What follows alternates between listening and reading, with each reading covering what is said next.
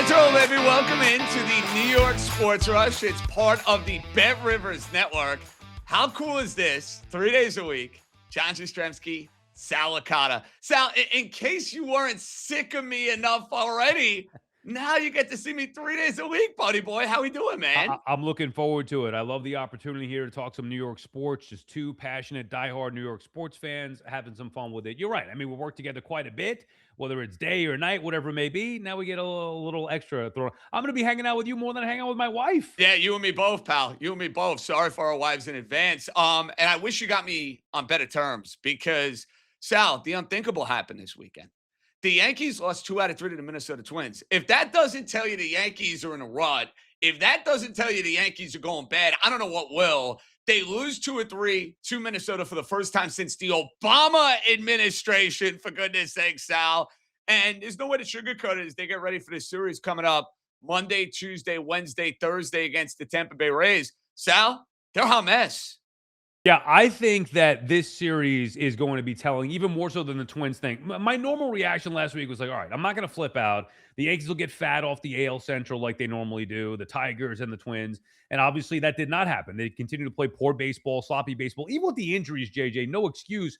But this is a huge series here because the one thing that's definitive, we could argue, well, they'll be fine once they get to the playoffs and go build a team to go win the World Series.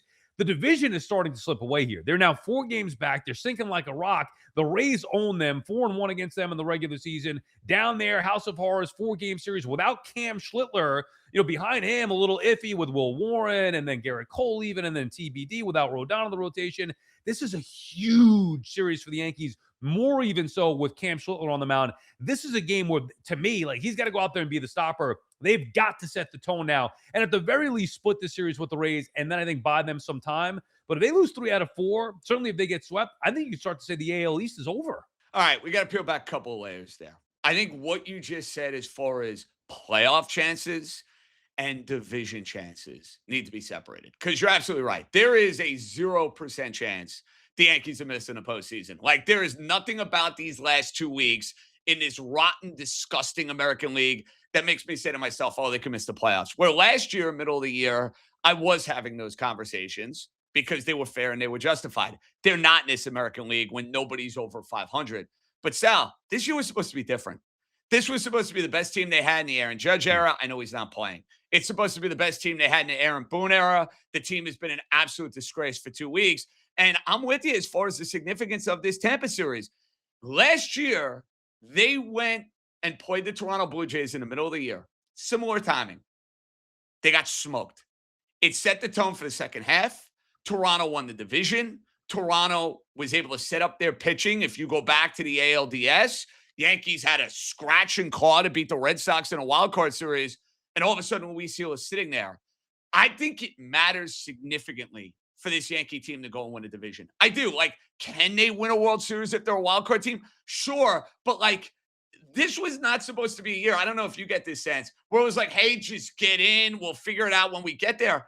I thought the Yankees was supposed to be the big bad Yankees of the American League here. And they looked like they were going to do that early on in the year, which is why I'm not going to go nuts now. But I have to admit, I felt the same thing last year. So you bring up all those examples. All year long last year, I was saying, they're going to be better than the Blue Jays. I still don't trust Toronto, especially when push comes to shove. Now, we know what happened. I mean, they lost it on a tiebreaker, and then they got beat up pretty good again, head-to-head in the postseason. Do I think that that's going to happen again? I'd prefer the Yankees go out there and just win the division and put the Rays away like I expected them to do from the start.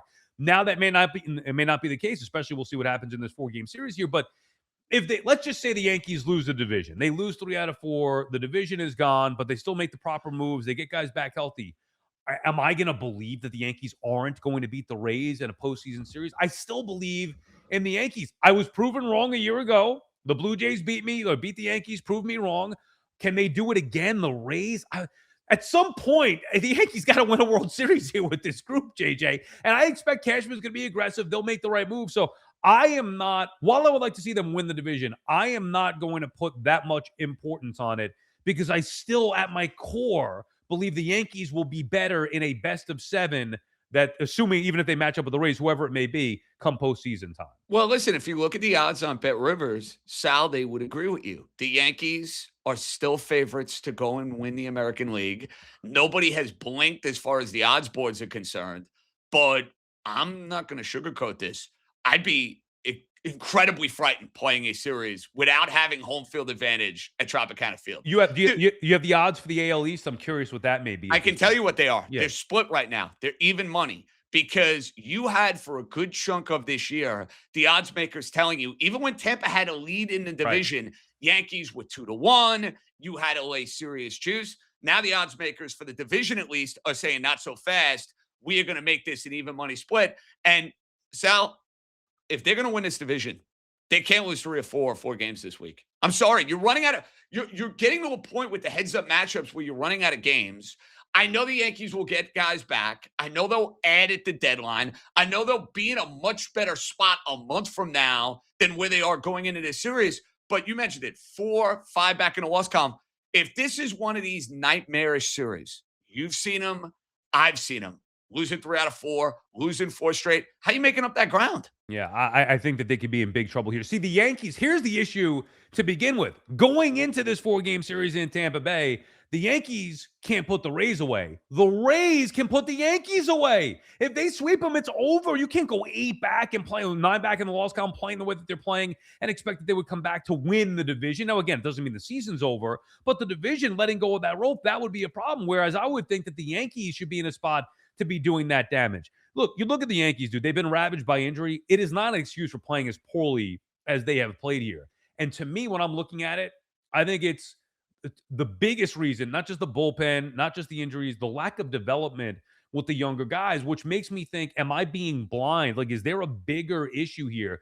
Dude, this was an opportunity for Dominguez. Certainly Volpe, your guy. Wells. My God. Don't get me started. Sal, you know things are going bad. When I see the lineup on Sunday and I'm finishing up a show and the Yankees posted on Instagram, I don't give a crap that Anthony Volpe is 6 for 11 against Joe Ryan. No legitimate team should have Anthony Volpe as their 5-hitter. I'm sorry. Like, that can't happen.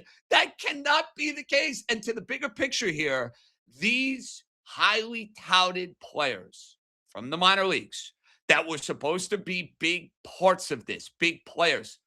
Dominguez is a 4th outfielder. He's honestly the least of their problems out of the 3. Right. Wells is unplayable as a starting catcher. And this is where the Yankees drive me crazy, Sal. They had a good Friday night game, right? They get Grisham back. They get McMahon back. Cole's on the mound. He deals with the rain delay and hangs in there, and you beat the Twins. And you're like, all right, they're going to beat up on the Twins. They're going to have a great weekend. Why do the Yankees, after getting Grisham back, after getting McMahon back, then on Saturday and Sunday have to go and give you a completely different lineup? Can we have some continuity, please? Yeah, you know how that works, though. It's the front office and then the analytics and all that stuff. You think, because I've seen a lot of this now where it's the same stuff with this team every year, which is why I'm not going to fall for it again. It's the same exact thing. It starts out as, and by the way, in the offseason, and you and I talked about this a lot in the offseason, didn't think they did enough, right? You're trying to close the gap with the Dodgers. Forget about the American League. Why wouldn't you be more aggressive? They weren't, and then they started to play well out the gate. And what's everybody saying? Here come the Yankees. They look like a machine, the best team that Boone's had since he's been here 2018. They've talked about that. And then they go into the rut again, just like they did a year ago. And what is it? Well, it's the roster construction from Cashman not good enough. Well, the manager, he's not doing the right things. I am not falling for it again. So even with those lineups that they're running out there, which are ravaged by injury, which are analytical, data-driven, whatever, trying to gain an edge whichever way they can, I still believe that when push comes to shove, they're going to be just fine. I still believe in Aaron Boone. As much as I would want to, and I would have made a change with both those guys in 2021. You and I have talked about this on a different platform before, where I would have fired both those guys. But look what's happened since. I mean, they build basically 90-win teams every year and get to the postseason. So I can't go big picture nuts, or even in the short term looking at the lineups, blaming Boone or the roster construction or the data and analytics. I think they need to get healthy. I think the guys that are here need to perform better. And I think they need to make more upgrades than just say, add a couple of bullpen arms or a catcher. I think the Yankees do need more than that at the deadline. I think they need another bat, but whoever's to blame, the manager, the front office, the analytics department, my hope for this series against the Rays, where the Rays are going to put the ball in play, they're going to put a ton of pressure on the Yankee defense. You got to have your best team out there. And Sal, I'll be screaming this till the cows come home. Caballero at shortstop. I don't need to see Anthony Volpe throwing balls into the ground. I don't need to see Anthony Volpe not being able to turn a double play. His offense has been an absolute joke. He's got 1 home run on the season. Can they play Caballero all 4 of these games at shortstop, or is that too much to ask? I don't know. Yeah, I know he should be. I mean, right now you got to see. Although we know where baseball is now with the analytics and all these matchups, I would look for consistency and just say, okay, let's simplify. Yes, McMahon is a strikeout machine and nowhere near the bat we hoped we were getting, but at least you put him at third base. You have a professional third baseman. He's their best option at third. Caballero, same man. I know against lefties they want to go Rosario, whatever, fine. Caballero, same thing. I don't think he's a championship shortstop. I think he's a great utility guy. You move him around a little bit, obviously excellent speed, but he is their best shortstop. It's not close. So I don't know why you would be juggling him around just because Caballero's been used to playing multiple positions before. He's their best shortstop. I don't love Jazz, but put out your best lineup, what you have to go with right now, especially when you're looking for anything with the injuries being what they are. And by the way, like, obviously we know how great Judge is and he's the best player. Stan cannot be relied upon ever. I mean, that's been the case for a long time. So when you look at the lineup, now that they got Grisham back, it's not like they're missing a ton of guys from this lineup. That's part of the issue. Even when they were going well, the bottom of the order wasn't performing well. Now that they're not going well, it's, well, the injuries. But in reality, it's just a lot of guys that are underperforming. So I'm with you. At the very least, I would try to make sure I build the best defensive team. It's the same thing we saw the Dodgers talk about in 2024 in the World Series. Same thing that the Blue Jays did last year with the Yankees. The Rays are going to do that again this year. Put the ball in play, run around the bases on them, make them make mistakes, which is something that they've done far too often. And 2 guys in this lineup that were raking when the team was going well and are a hot mess at the moment. Ben Rice, not hitting like he was earlier in the year. Cody Bellinger, and the home road splits with Bellinger have been insane this season, but Bellinger not producing. That's a problem. Now, you see the betting line right at the bottom of the screen. The Yankees are at even money tonight. Sal, this is a must for Cam Schlittler. You brought it up earlier.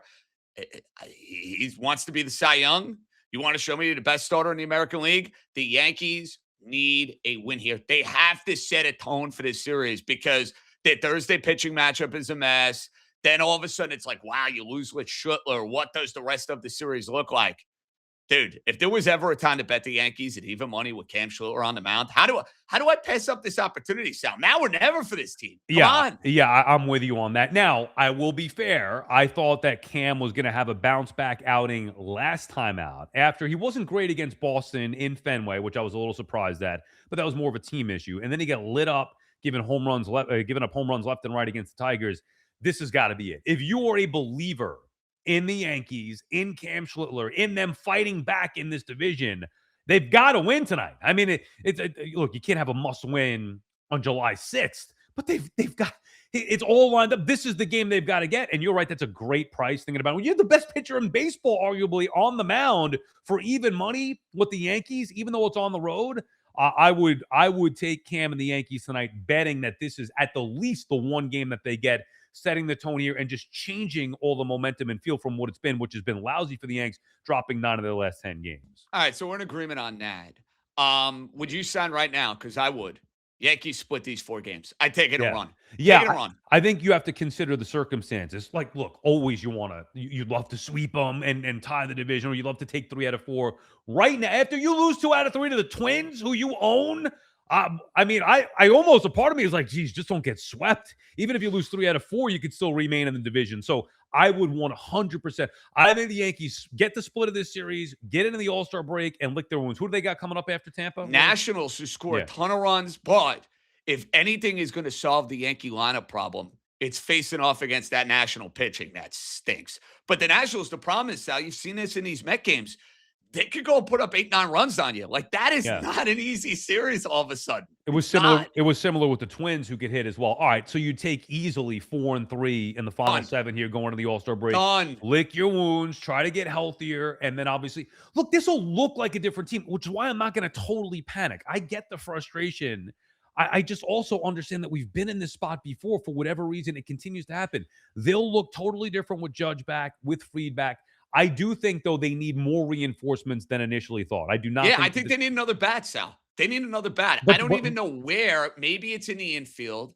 You're going to have to, let's just think about the lineup complexion. It's not going to be a first base. You have Rice, you have Goldschmidt. You're not adding another first baseman. Is it an infielder? a guy who can play a little third base, a guy who can play a little second base. There were talks about Jeremy Pena and adding a shortstop. Now all of a sudden you look at the Astros.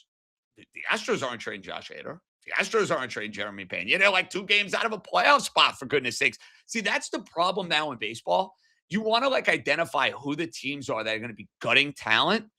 It's like the Rockies, the Giants, the Mets. Yeah. Other than that, Sal, it's like who's trading guys? I said this weeks ago. I think and I understand the reality that it's unlikely to happen, extremely unlikely, if not flat out, would never happen. But the Yankees and Mets are a perfect match. The Yankees need bullpen arms. The Mets have them. Whether you want Luke Weaver back, whether you want Brooks Raley, AJ Mitchell, the Mets have legitimate bullpen arms that can help any team, and they are going to sell those guys off. They actually have 2 catchers that are better than the Yankees catchers. One, if I'm the Yankees, I want Luis Torrens. If I'm the Mets, I'd be looking to give up Alvarez of the 2. I just love Torrens that much. I think he's just a solid. Well, and so did the Mets, Sal. They just extended him. The Mets clearly like Torrens too. I know, but if you could get something good back for those guys, Will Salmon of The Athletic just wrote an article last night talking about that, how the Mets catching is hard to find in the big leagues. Yankees don't have it. They've been terrible. I know there's rumors about a bunch of different guys out there, but the Mets do have 2 guys that would be better. So either Torrens or Alvarez would certainly be upgrades. If I'm the Yanks, I'm looking for Torrens. I think he fits them perfectly. And shortstop. Now, we know Cohen would, very unlikely that he would ever trade Lindor to the Yankees. I think Stearns would do it. I'm not so sure. Oh, Stearns would definitely do it. You think Cohen, no, we talked about this on your show last week.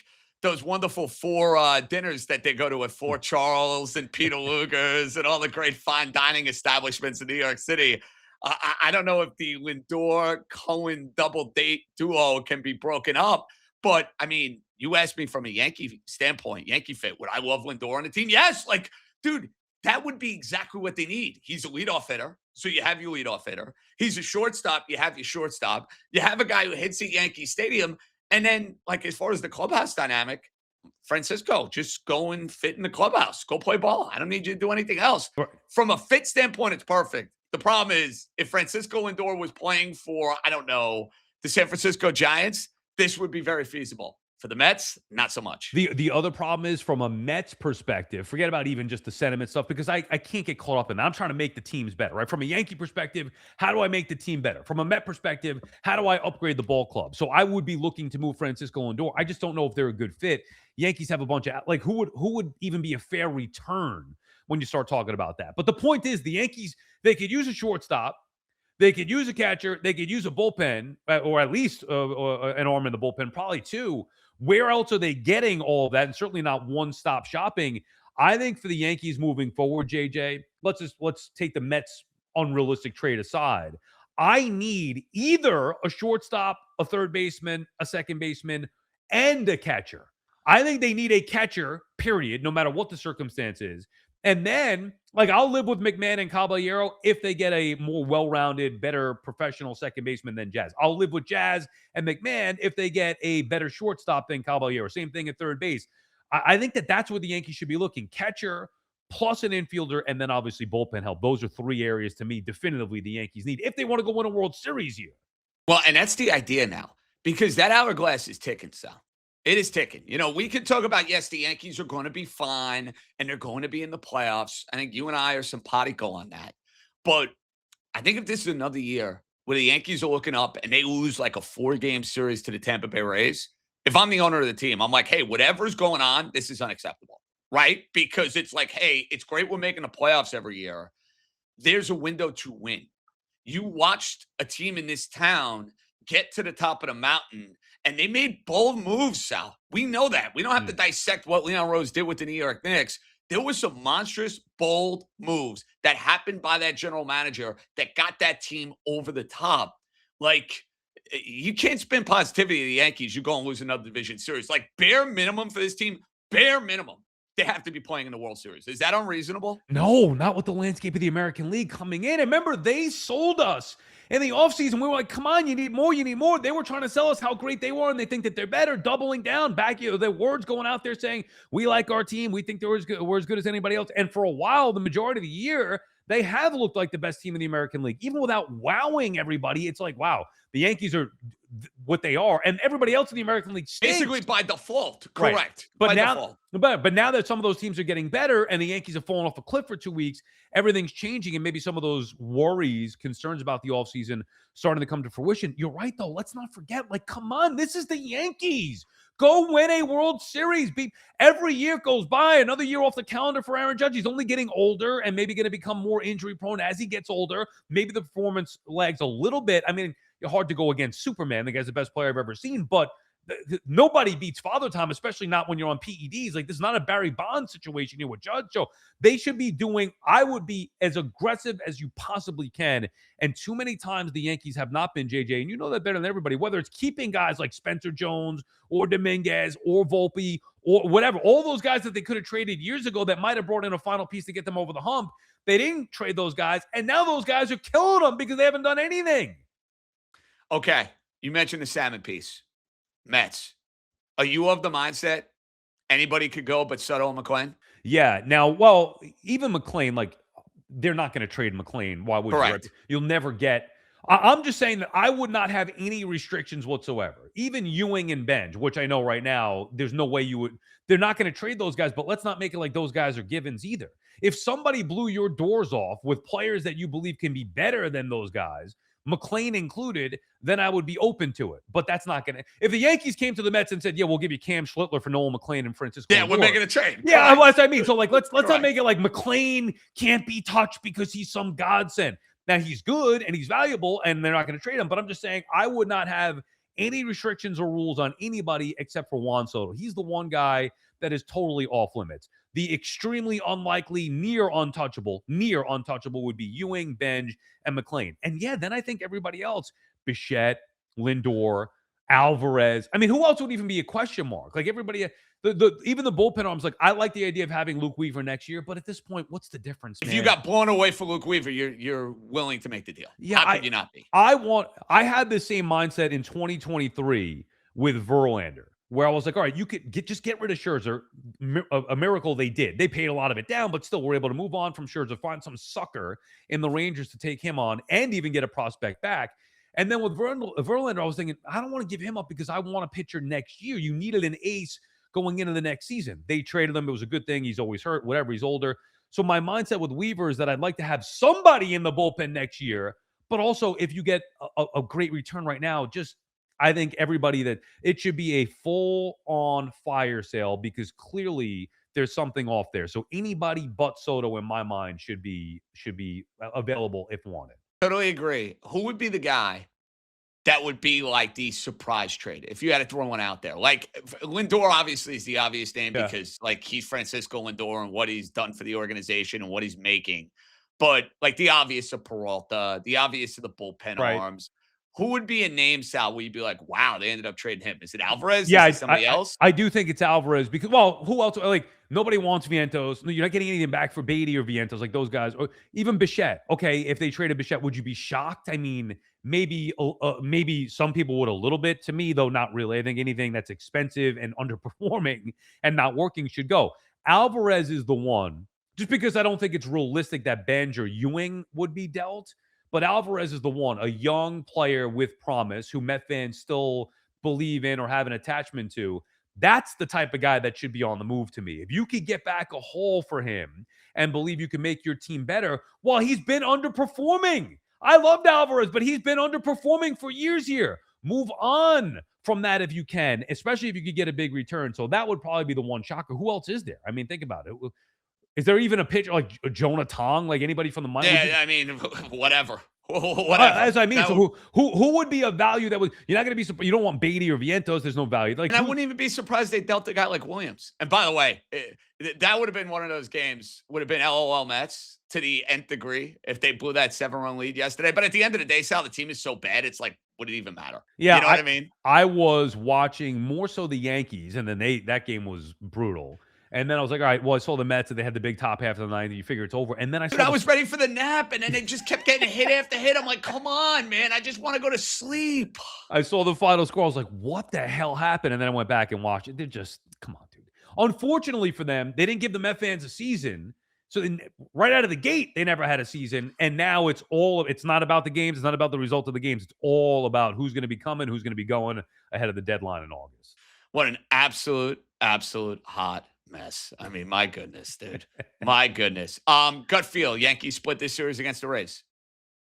Well, I think they get tonight.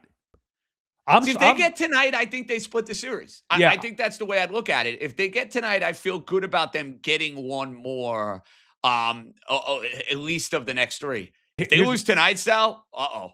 That's what I was going to say. Here's the problem. If they lose tonight, you might be looking at a broom.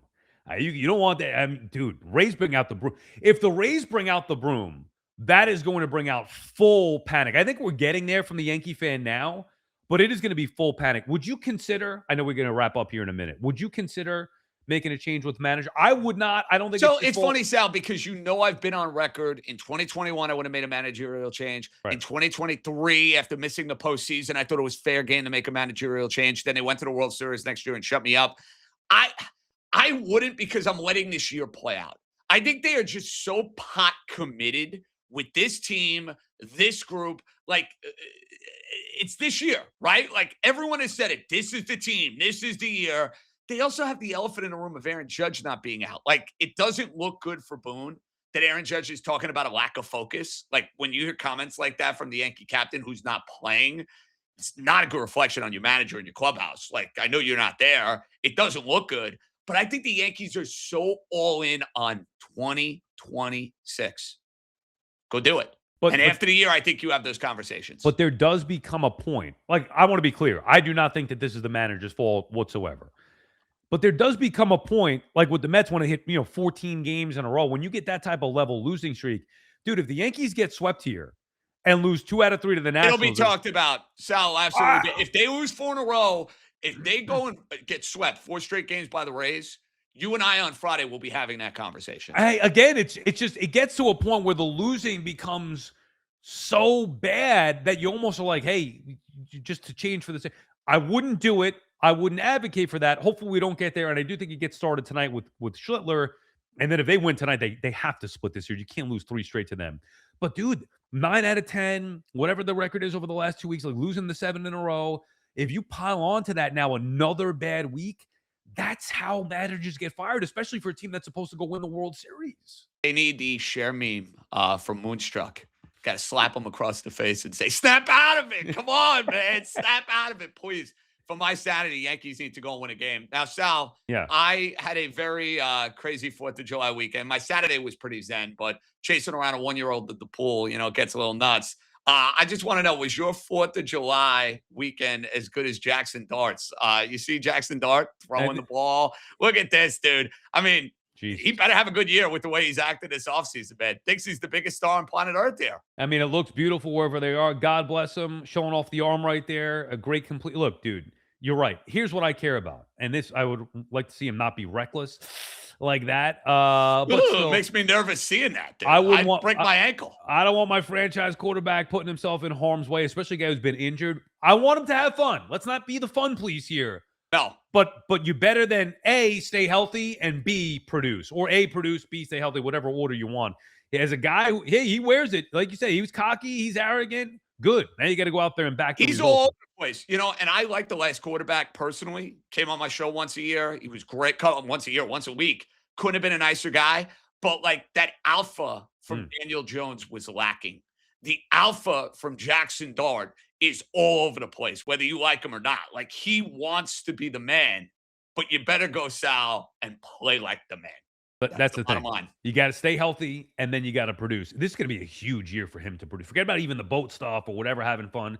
There's going to be actually expectations now. He's got to back it up. We've seen these guys flop before in year 2. It's not like there's any guarantee that's a given year. People have anointed him. Hey, like Noel McLean. Cam Schlittler lived up to it so far. Noel McLean did not. He's starting to work his way. Sometimes it takes these guys a little bit to get going, even after that hot start. The spotlight's certainly going to be on Jaxson Dart come football season, which is not that far away, my friend. No, I know. You're not kidding. I'll be here before you know it. That's going to do it for episode 1 of the New York Sports Rush right here on the Bet Rivers Network. For my guy, Sal Licata, John Jastremski signing off. We'll be back Wednesday. Monday, Wednesday, Friday going to be a part of your feed.